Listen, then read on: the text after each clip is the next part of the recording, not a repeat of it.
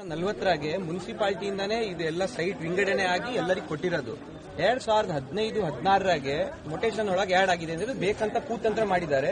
ನಮ್ಮ ಇರಬರ ಜನರಿಗೆ ಆತಂಕ ಸೃಷ್ಟಿಸಿ ಒಂದಕ್ಕೊಂದು ಕೋಮವಾದಿ ಗಲಭೆ ಮಾಡ್ಲಿ ಅಂತ ಬೇಕಂತ ಈ ಸರ್ಕಾರ ಮಾಡ್ತಿರೋ ಈ ಕೆಲಸ. ಇದರಿಂದ ನಾವು ಜನರು ಪಾಠ ಕಲಿಬೇಕಾಗಿದೆ.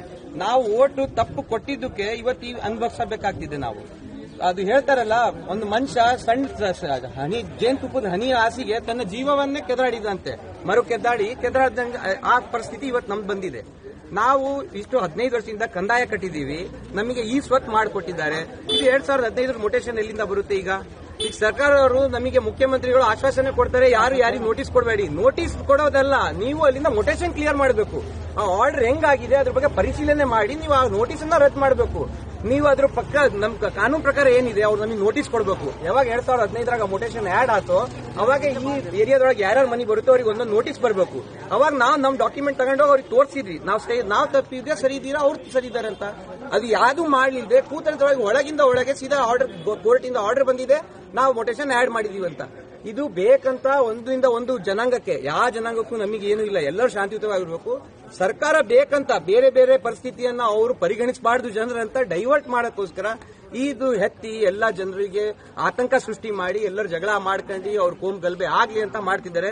ಇದು ಆಗ್ಬಾರ್ದು.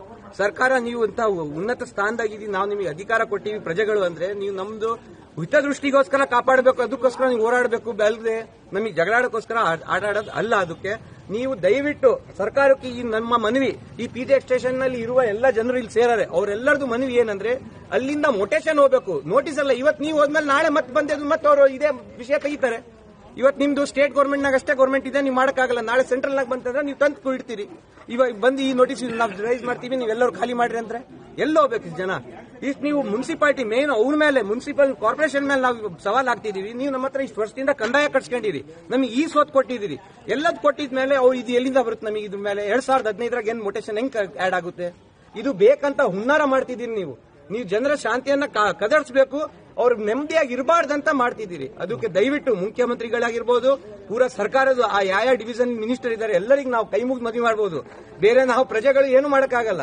ನಾವು ನಮಗೆ ಹಗ್ಗ ಕಟ್ಟಿ ನಮಗೆ ನಿಲ್ಸಿದ್ದಾರೆ ಪ್ರಜೆಗಳು. ನಾವು ರಿಕ್ವೆಸ್ಟ್ ಮಾಡಬಹುದು. ಮತ್ತೆ ಬಿಜೆಪಿ ಶಾಸಕರು ಎಲ್ಲರೂ ನಮ್ಮ ಪರವಾಗಿ ನಿಂತಾರೆ, ಅದು ನಮಗೆ ಬಹಳ ಹೆಮ್ಮೆ ಇದೆ.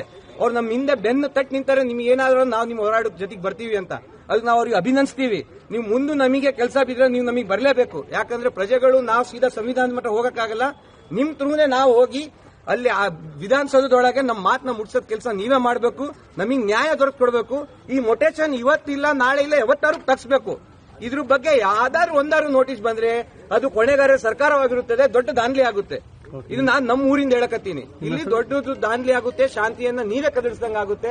ದಯವಿಟ್ಟು ಅದಕ್ಕೆ ಯಾವ್ದು ನೀವು ಆಸ್ಪದ ಮಾಡ್ಕೊಡ್ಬೇಡಿ, ಅದಕ್ಕೆ ದಾರಿ ಮಾಡ್ಕೊಡ್ಬೇಡಿ.